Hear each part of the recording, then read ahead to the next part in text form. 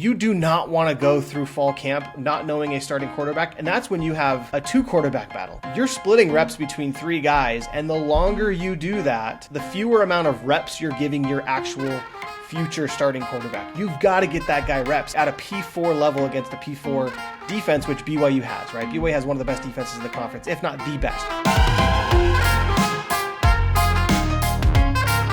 Hello and welcome to the Loyal Cougars podcast. I'm your host, Jake Edmonds, alongside Tosh Mackintosh. Tosh, we are now in week 3 of fall camp, getting closer to week 1 of football season. Love it. Excited. So, story of the week this week, we'll talk about kind of some storylines last week in fall camp, but the preseason AP poll has finally been released, and I think it comes as no surprise that BYU is outside of the top 25. I think there was some hope that BYU would be in the top 25, but they are the first team out. So the first team in the receiving votes category, right alongside Utah and Baylor. Did you see any surprises in the top 25? No is the short answer. My biggest surprise that I'm still bugged by, Penn State's overrated. I think the Big Ten in a lot of ways is overrated, sure. But I'm not surprised.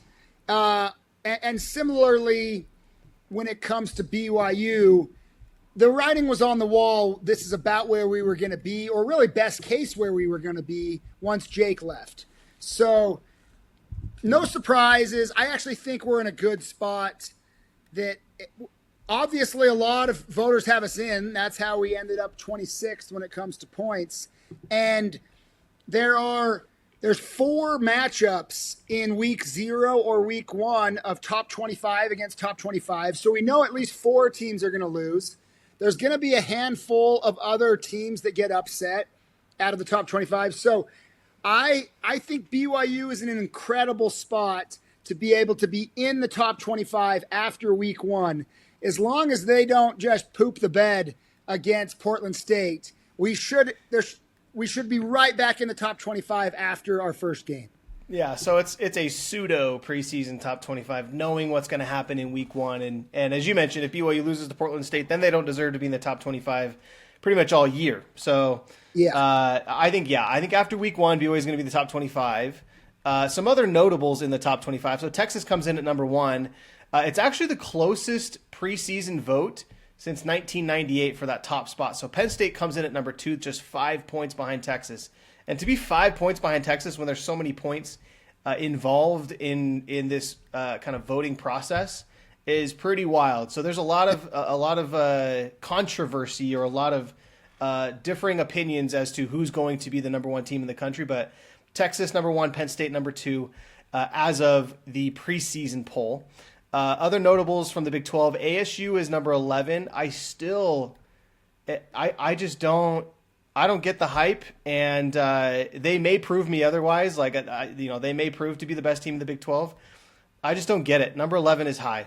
No, I'm with you. So to me, I'm like, ASU is not as good as that ranking. I also, though, think a lot of it is almost symbolic of they think that the best team in the Big 12 is at least there. And so it does show some respect to the Big 12 that we had 4 teams in, and the top team's number 11. But I don't think ASU is that good. I don't think ASU is the top team in the Big 12. Yeah, and I don't even think Kansas State. So Kansas State comes in at number 17. I don't think Kansas State is the second best team in the Big 12. I think you're looking at Iowa State and Texas Tech are going to be your top dogs in the Big 12 by the end of the season.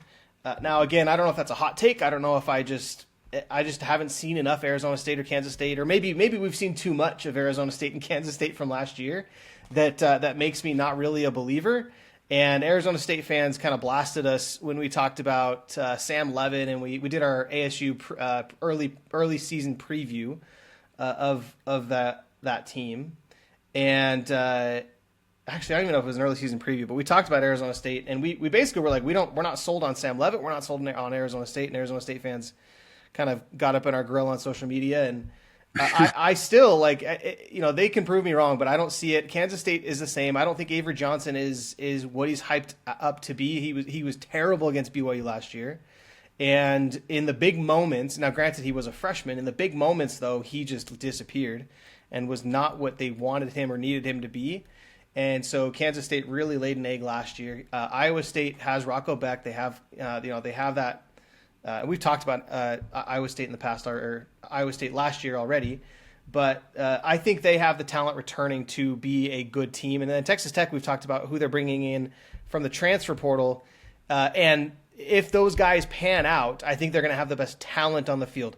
I'm fine with those 4 teams being in the top 25. I would really flip Iowa State, Texas Tech with Arizona State, Kansas State. I would just completely reverse those. Absolutely. I also think the Big 12's in a pretty dang good spot. The next 3 teams that weren't in the top 25 but had the most points were, BYU, Utah, Baylor, and then TCU also had votes. So we have 4 teams getting votes. If the Big 12 can have a good preseason, then the preseason's the wrong word. That's NFL. If they can have a good pre-conference schedule, if they can play that well, then we really could have a lot of teams in the top 25 rolling into the conference. And I love that. It's always fun playing in ranked matchups. And BYU, I think, should be in a position to do that. And there should be a lot of those within the Big 12. Yeah, I agree. Let's move on to fall camp now, because we've now gotten 2 weeks of information. It's funny that, the longer you go into fall camp, you can tell these coaches are tired of answering questions. The media is kind of tired of asking the same questions. And so the interviews get a lot more kind of mundane, and they feel just way more formal than the first week. But the second week, we did get a little tidbit of information. I want to start with kind of who I think is going to be a surprise standout based on what I heard from these interviews. The first in my mind is Tiger Bachmeier. This is now the second week in a row where ARod has called out Tiger. I think the first time he was directly asked about Tiger, but this last week he called out Tiger when he was answering a question about how deep the receiver position is, basically behind Chase Roberts, what's the pecking order. He called out Chase, he called out JoJo, he called out Parker Kingston. Those are the 3 that we know are kind of the returning guys. They're going to be the high production guys. But he called out Tiger Bachmeier specifically as a guy to look out for, that could break, will probably break the 2 deep, may not break the 1 deep, but he's going to get a lot of time on the field, and then reps, targets thrown at him, balls thrown at him. Absolutely. Fessy has been very complimentary of Tiger as well. And so he's the passing game coordinator as well as the receivers coach. It seems like all the coaches that matter are really heaping praise on Tiger. Yeah. The second guy that I thought of in terms of standouts, and this is someone that you called out, who you thought would be kind of a standout in fall camp, and we saw this after the first week, which is Faletau Satuala.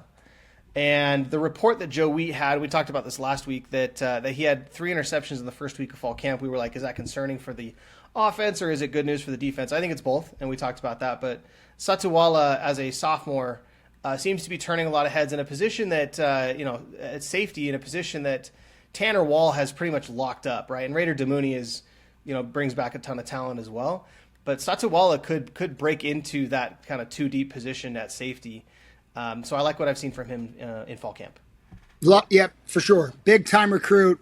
The ceiling is very high with him. And then the guy that you've been high on, that you think, and that people are getting on the, hey, maybe Jake was right train, is Carson Ryan. That, again, lots and lots of praise for him from both the offensive coaches that I think have the most influence. Like ARod is calling him an every down tight end, which we haven't had, and no one's been saying that about somebody since Isaac Rex. And then secondly, again, Fessy was going out of his way to heap praise on Carson Ryan as well. I really think that he is going to shock some people of how good of a player and specifically receiver that he ends up being. Yeah, and we've talked about Ryan a lot. As you mentioned, I've been really high on him since they recruited him, since they signed him from Utah. And we all knew that he was already a good blocking tight end. We're seeing a lot of him, at least a lot of clips of him catching the ball from his tight end position, which is huge. Because again, if you can have an every, as ARod called him, an every down tight end, You don't have to take him off the field. You don't have to like disguise plays for him. You don't have to, with Swanson last year, it felt like every time he came onto the field, you knew he was going to get the ball thrown to him because he wasn't coming in to block, right? He was coming in to run routes. And with Carson, you can disguise plays. You can keep defenses guessing by putting in a tight end that can block but also catch the ball out of the back out of the tight end position. Which will give you a huge advantage, I think. So again, my hot take has always been I think Carson Ryan could potentially lead the team in receptions. That's not to say he'll lead the team in yardage or touchdowns, although he could be a great red zone threat. But I do think he's going to be a huge target for whoever plays quarterback for BYU this year. Absolutely. All right, let's move on to kind of the next hot topic. And this is a borderline. I don't know. I'm actually curious what you think about this topic, which was this is a post that East is Up posted on Cougar Board, and it got a lot of let's just say negative feedback. And so we're gonna talk about it, but it was definitely controversial. He says, "I'm sorry, but even with the unexpected and disastrously timed Retzlaff situation, ARod deserves some blame for the potential crisis we are in." I get that it's harder to build and sustain a solid QB room in college football now with the TP and NIL, but it's still his responsibility and a big part of his overall job to do it. And at the very least, always have at least one solid backup. The fact that it's coming to light now that even if the Retzlaff situation never happened and he was still here, we still didn't have much to go on if he got injured. It's pretty messed up and concerning. So there's a lot to unpack there, Tosh. I'm going to let you take the first stab at that. Do you like that take, or is it a horrible take? I actually think he brings up some decent points.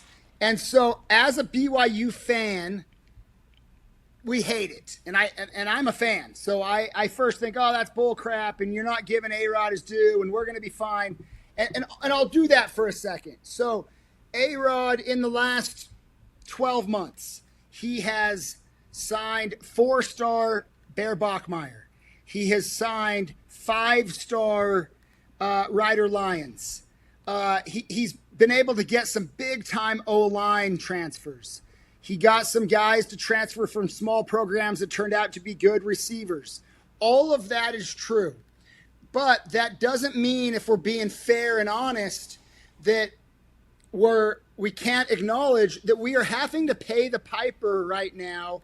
We went about a 4 or 5 year period where we did not sign a legit future quarterback out of high school.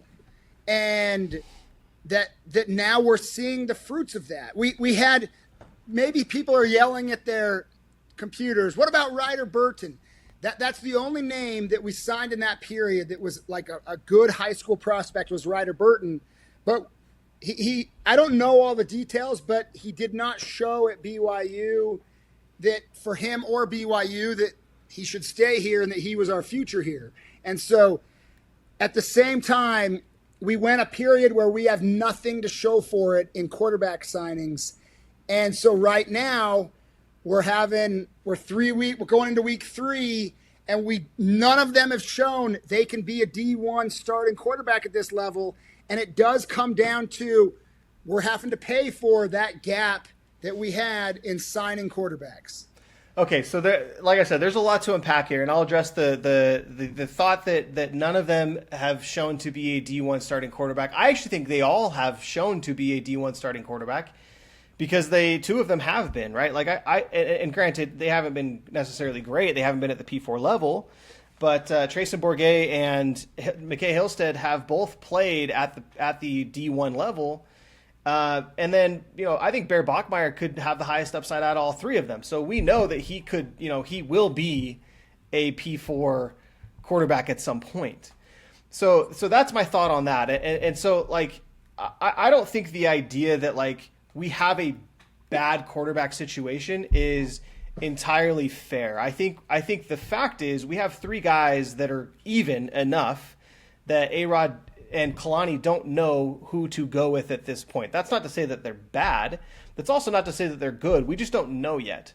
So I think that has to be yet to be proven out on the field.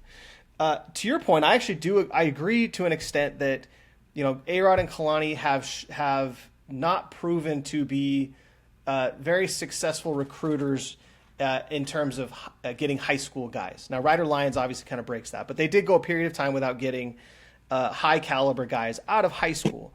That said, I don't know if that's necessarily the goal every year. I mean, if you think about it nowadays, there's not a lot of freshman quarterbacks that come in right away and perform at their peak, right? They take a couple of years. Now, granted, some go, they go to Alabama, they go to Ohio State. Like, there are guys that do.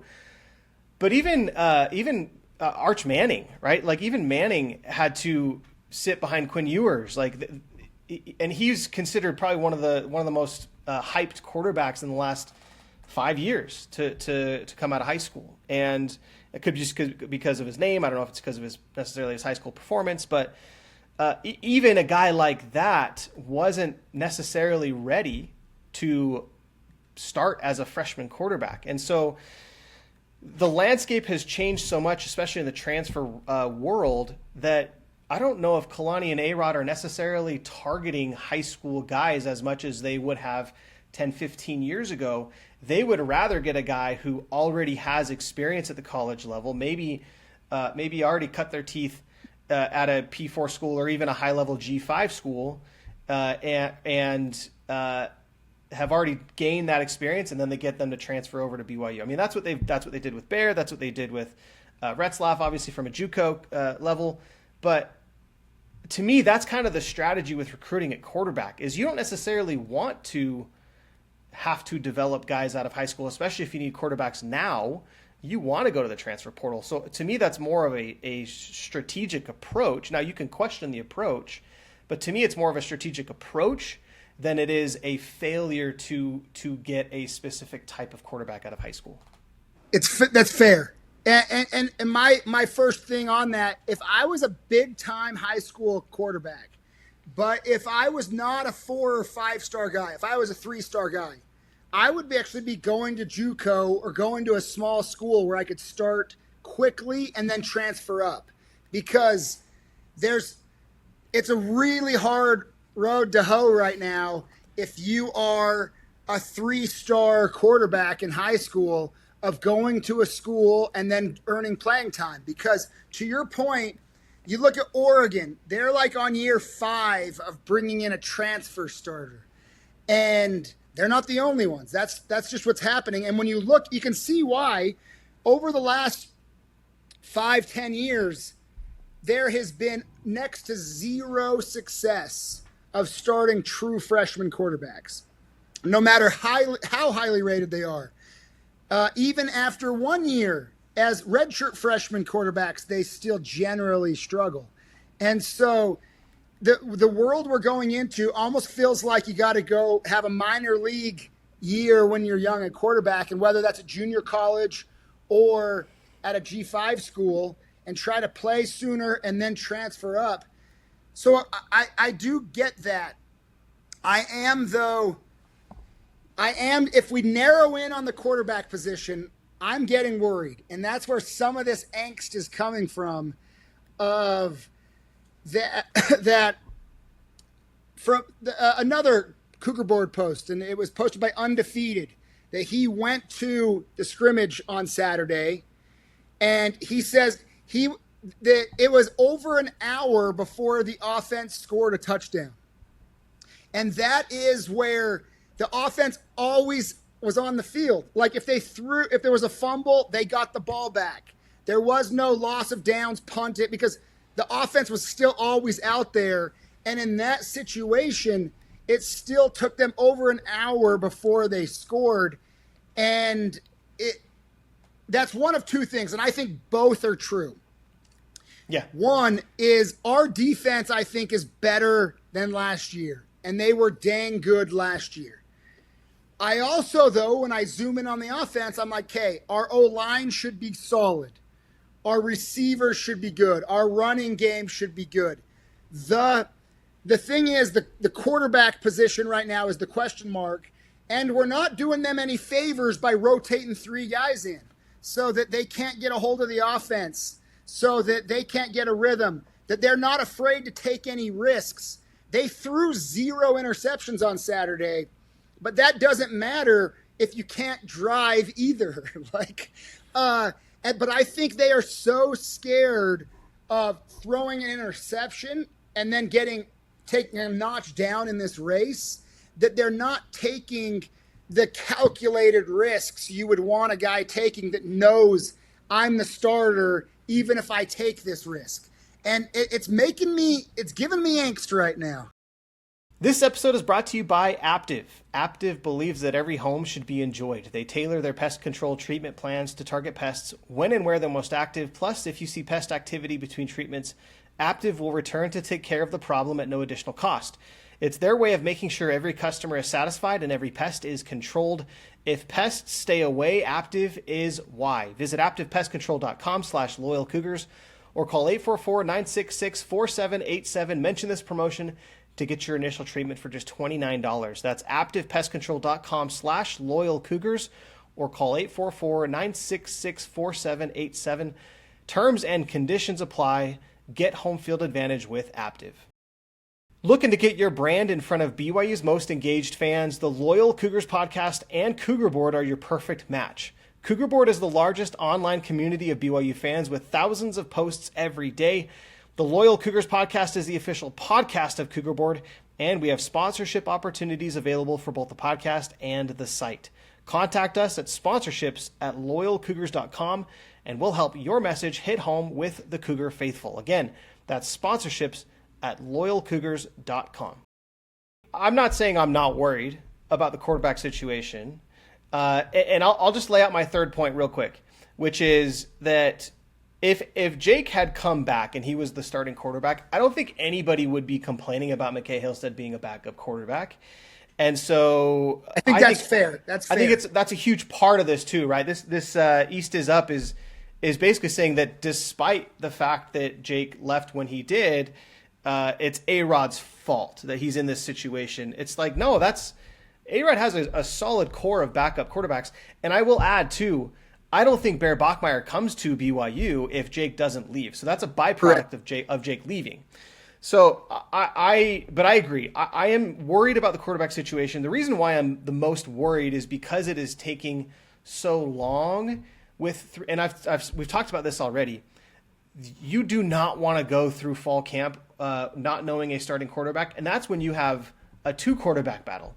You're splitting reps between 3 guys, and the longer you do that, the fewer amount of reps you're giving your actual future starting quarterback. You've got to get that guy reps, and especially if it's a guy like Bear Bachmeier, or especially if it's a guy like McKay Hillstead, who is still doesn't have a ton of reps at the college level. You've got to get them reps at a P4 level against the P4 defense, which BYU has, right? BYU has one of the best defenses in the conference, if not the best. You've got to get them reps against that defense for them to be prepared. And I'm not even talking about Portland State, right? Because Portland State is going to be a glorified scrimmage, and even reps against Portland State are not going to prepare you for a Big 12 schedule.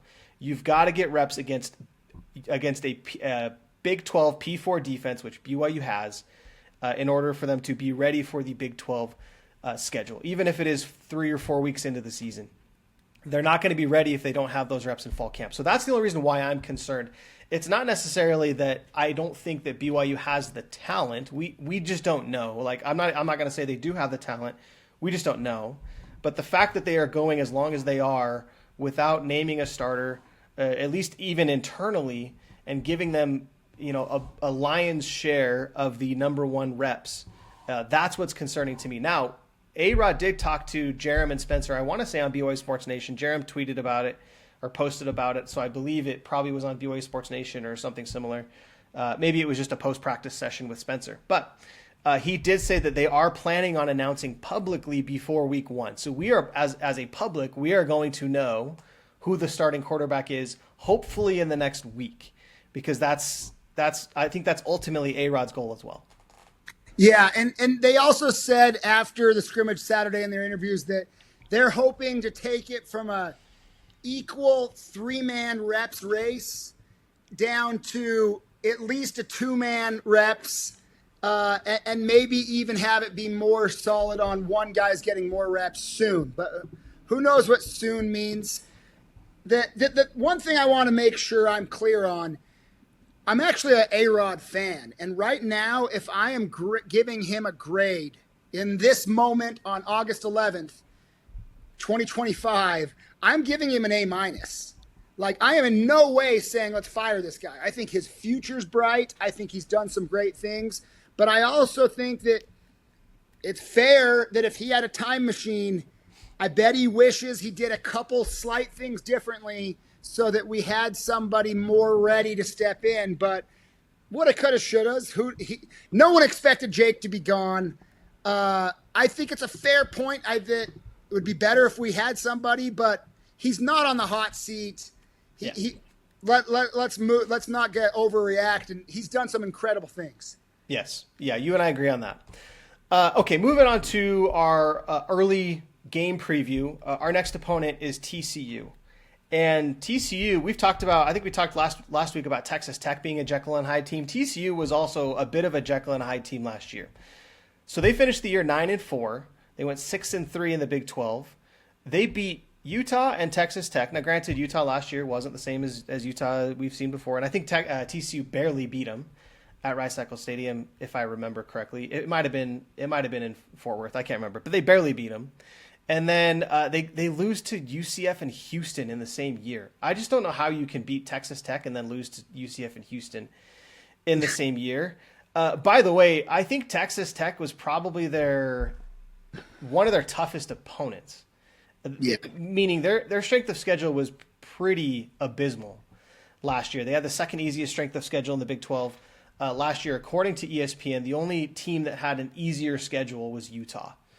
However, that said, they were number 3 in scoring offense in the Big 12, number 2 in passing offense, and a large part of that was their quarterback situation, which, Josh Hoover coming in, he finished with the number 2 quarterback efficiency in the Big 12 behind Shedeur Sanders. And we know how hyped up Shedeur was last year. It's funny how we talk about all these quarterbacks from last year, and Josh Hoover was one of them that I barely heard mention of. Yeah, his stats were good.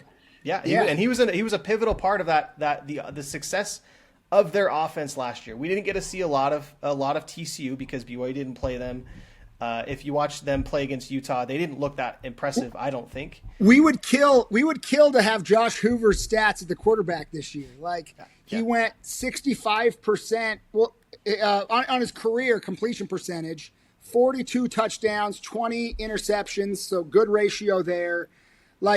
Really, really big stats in passing yards. You did the research, and he did some big names. He had better numbers than Dylan Gabriel, Rocco, Carson Beck, Quinn Ewers. This guy can sling it. The fact that they just lost to some bad teams, I think, just made it so no one was talking about him. But you shouldn't sleep on TCU. They're in a good recruiting state. They've shown ability to jump out of nowhere and make playoffs before. They have a fan base that cares about football. And some people are realizing, I mentioned earlier, they're getting votes from the AP to be in the top 25. If they start off hot, they will be able to be ranked by the time BYU plays them. Yeah. And we've kind of talked about this death stretch that BYU is going to have to endure, which is, home against Utah, at Iowa State, at Texas Tech. This comes on the tail end of that. So is BYU kind of licking their wounds after that 3-game stretch? Are they 0-3 coming into that TCU game feeling down on themselves? The good news is it's a home game. By the way, it's Aptiv's sponsored game at BYU. I was going to say that too. BYU is going to be hyped because that's their Aptiv sponsorship game. So Aptiv Pest Control will be bringing the hype that game. No, we both work for Aptiv, so we got to throw that out there. But it should be a fun game, and BYU could either be feeling it because they just went through the toughest part of their schedule, or they could be walking into this game a little bit down and beaten because it's a hard 3 games right before TCU. Yeah. And you mentioned, we talked about Josh Hoover. he was kind of a product too of that offense, which was a kind of a high caliber passing offense, and they didn't run the ball a lot. Josh does lose his best receiver last year, which is Jack Beck. He's gone. He was drafted by the Raiders. They do have Eric McAllister coming back. He was kind of their deep threat guy, averaged 19.5 yards per catch. So he's going to probably be their leading receiver this year. They bring in some guys from the transfer portal as well. So they're probably going to be similar to the team last year, which is a high passing offense. They don't run the ball a lot. Their defense is very much middle of the pack. They do return their leading sacks guy in Devine Deal, led the team with 5.5 sacks last year. So I think we kind of know what we're going to get with TCU. They're going to be kind of a middle of the pack team. I don't think they're going to really threaten to win the Big 12. But they will be kind of middle of the pack. They will be a threat. The fact that it's at home, I think BYU has a good chance. BYU wins if, Tosh, I'm going to let you finish that sentence, and then I'll give you some of my answers. BYU wins if they can run the ball. If they can run the ball, then I know our offense is going to be able to do enough to put up points. And I like our defense. So that's my first answer to it. BYU can win if they can run the ball against those guys. Okay. I think it's going to be pivotal to get pressure on Josh Hoover. And not just get pressure, but you got to get to him. You got to hit him. You got to knock him down. This is an upperclassman quarterback that has experience. He had success last year. He's going to know what to do with the football, even if he's being pressured. You got to get to him. And then on offense, you got to be able to move the chains. And then you have to be able to, and this is going to be throughout the whole year, you have to be able to defend or protect your own quarterback if you're the offensive line. And then, as you mentioned, you got to be able to move the ball through the ground. And LJ Martin and Sione Moa are going to be a huge part of that. By the way, I met Celeste Moa at KUTV does a media nights every year where we basically bring in all the best high school players from the state that we're broadcasting games for. And we do these kind of interviews and hype sessions, and it's kind of hard to explain, but we do a bunch on the camera for the broadcast. And I met Celeste Moa, great guy. He had his Tennessee wristband on. Anyway, that was kind of a side story. But Sione Moa is going to be a big part of this run game as well. And so, I think to your point, we're going to need a Jay Hill, the defensive wizard game to beat TCU, where Hoover is too talented that if you give him time and he can read your defense, he will tear you up. But I love that we got Jay Hill, who makes it really hard on quarterbacks to be able to read the defense. And we got a lot of pressure last year. Not many sacks, but we got a ton of pressure. And those, I fully agree, those are the keys, and I think Jay Hill can be able to whip that up. Yeah. Okay, shifting gears now, we're going to talk a little bit more about basketball. And we've got a few minutes, but I don't know if you saw this, Tosh. There was a post that I think it was one of the national media brands posted in conjunction with another guy. In fact, I can pull it up. But it was just a simple training video of AJ. He started by dunking the ball a few times. It's like a drill, right? He's doing a drill where he's running backwards, he's catching the ball, he's dunking it. He's running backwards, he's catching the ball, he's dunking it. And then he did that a few more times. And then he goes to the 3-point line. He's running backwards, he's catching the ball, and kind of in stride, he's shooting it and draining it from the top of the key. And it was this drill, and like honestly, nothing super special about it, but it went incredibly viral. Did you see this video? Yes, I did. So it was Lethal Shooter is the guy that posted this.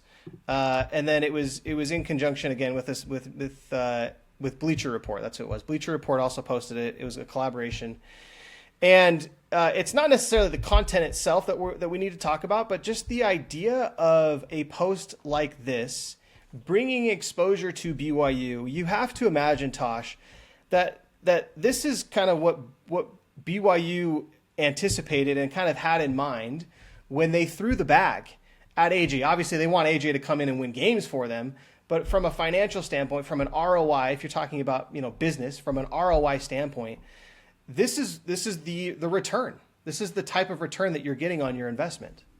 Yeah, when that Cougar Board post was first made, I think it had like 3 million views. Last I saw it got up to like 4.5 million views, and it's probably gone up since then. And like, when was the last time a BYU basketball player was part of anything that had 5 million views in the offseason? Maybe Jimmer. And I mean, Jimmer Mania was huge, but we have not been in a world where BYU basketball and its brand is getting anywhere near this stratosphere of exposure that AJ can just, he just has following him. If he can look good in a few games to start the season, I don't think people realize how big this could explode. Yeah. And so I'll go back to the post that brought this to Cougar Board. I think it would have gotten there anyway, but Mac Dizzle posted this and talked about kind of the importance of it. And I think this is a good point. He says, we all know the impact of the BYU brand on the church and the importance of visibility. I can promise you BYU and the church have paid a lot to get 2.2 million, which I think at the time is what it had, views on some silly videos in the past. What about BYU sports? Some 13-year-old baller in Texas or something is going to watch that, and maybe it makes him add BYU to the short list of his possible basketball schools in 5 years. This is just one reel. And so there's that aspect of it where, this is getting posted by Bleacher Report, it's getting posted by Lethal Shooter. By the way, Lethal Shooter has 4 million followers on Instagram that are all engaged in basketball content, right? So these are basketball people.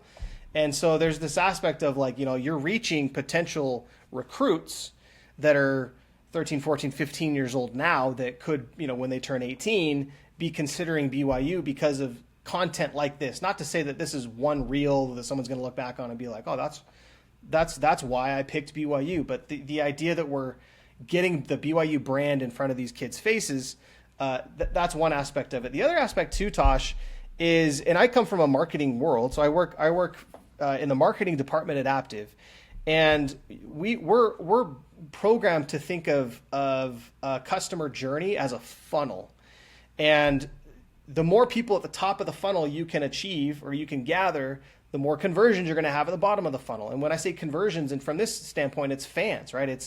It's season ticket holders, it's TV subscribers, it's merchandise purchasers. Like, the more people you can get at the top of the funnel, and the way you do that is through brand advertisement. Sometimes it's billboards, sometimes it's commercials, which you pay millions of dollars for.